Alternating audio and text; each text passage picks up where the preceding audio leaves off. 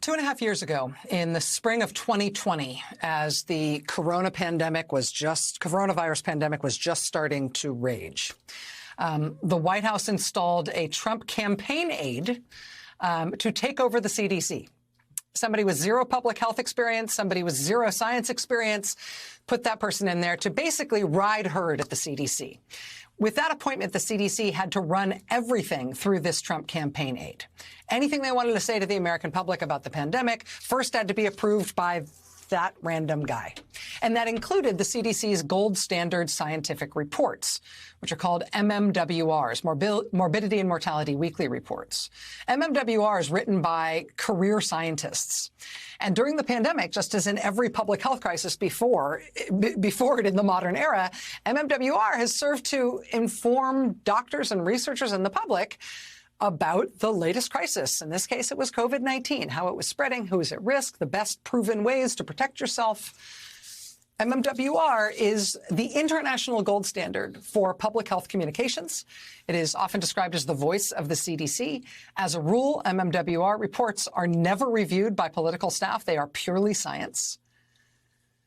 But then this Trump appointee comes in and he starts berating CDC scientists because their purely scientific information about COVID is making Donald Trump look bad. Well, the congressional investigation into the government's COVID response has just today released new emails they obtained from this period. Here, for example, is the top staffer to that Trump campaign guy responding to a new MMWR report about COVID risks to children. He says, quote, "Who writes this garbage?" He says the CDC director, quote, "gots to start firing people in large numbers there. This agency is working against the president daily." Yeah, he gots to do that. There's dozens and dozens of emails like this.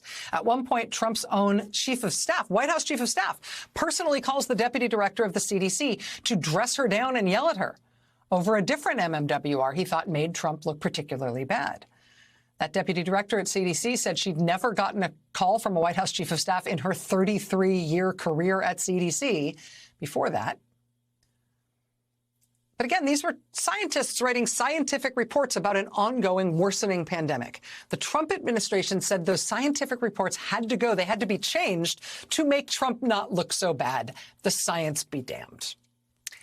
And today we learned the extent to which they succeeded in meddling with that science. According to this new report from the investigation into the Trump administration's COVID response, Trump political appointees waded in to meddle with at least 19 different scientific reports about the pandemic.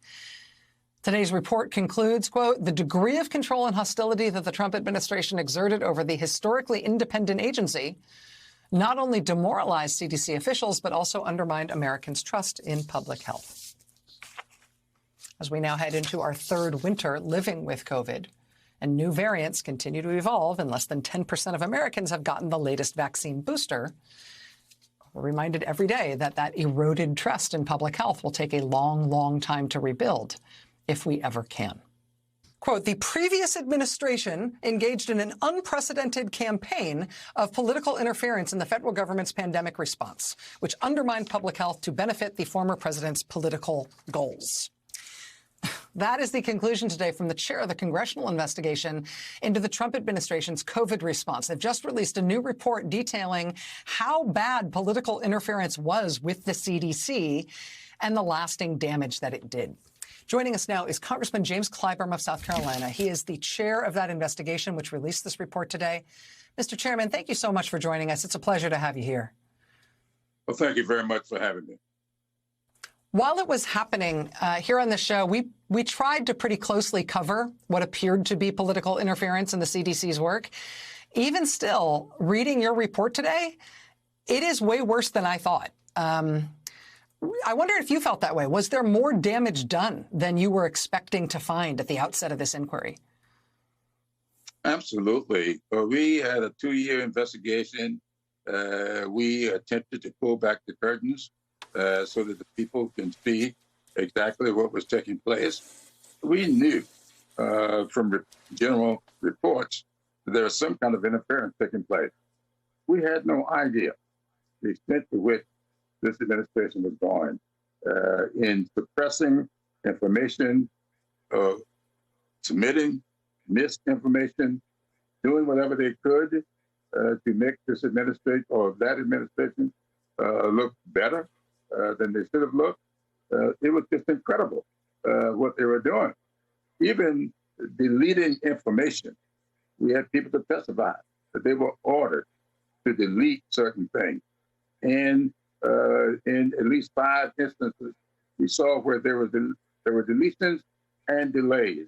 It was absolutely incredible. I was struck in looking at the report how many times when you interviewed CDC officials and CDC scientists, they would all say some version of, you know, I've worked at CDC for X years, for X decades. Nothing like this had ever happened before. I'd never been confronted with this kind of interference before.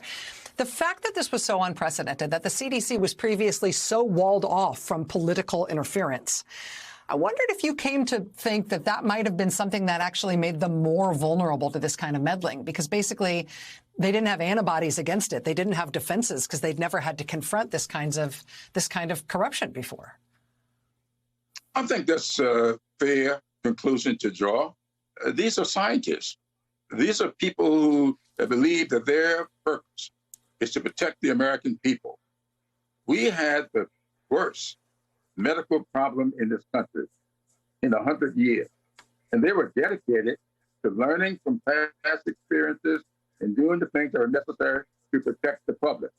They were not prepared to have to deal with political interference. In fact, that's not their lawsuit.